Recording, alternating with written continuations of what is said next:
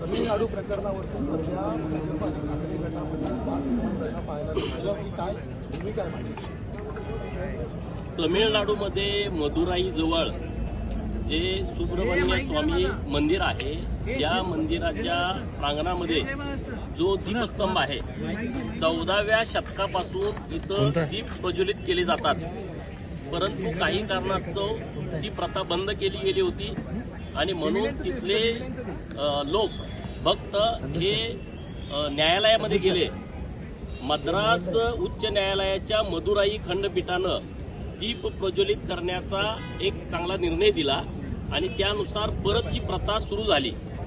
परंतु तिथले जे सगळे हिंदुत्वाच्या विरोधामध्ये असणारे जे तथाकथित धर्मनिरपेक्ष मानणारी जी लोक आहेत ते सगळे पेटून उठले, चिडले आणि त्यांनी ज्या न्यायाधीशाने G.R. स्वामीनाथन नावाचे जे न्यायाधीश आहे त्यांच्या विरोधामध्ये महाभियोग त्यांनी आणला आणि त्यामध्ये ज्या खासदारांनी सह्या केलेल्या आहेत 112 खासदारांनी सह्या केल्या, त्यामध्ये दुर्दैवानं उभाटाच्या खासदारांच्या सह्या आहेत.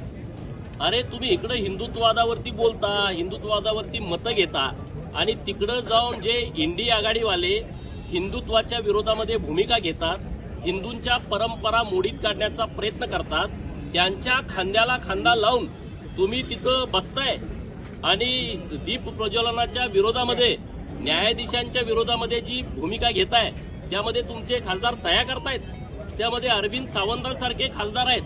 अरे तुमच्याच मुख्यमंत्री पदाच्या काळामध्ये लालबागचा राजा 1 वर्ष बसवता आला नव्हता.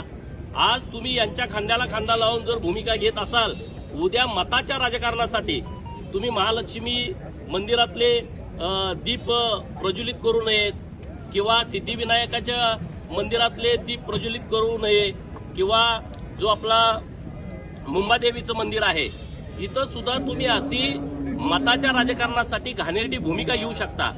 या प्रकरणामुळे जो खोटा हिंदुत्वाचा बुरखा जो उभाटा गटाचा होता तो टारा फाटलेला आहे.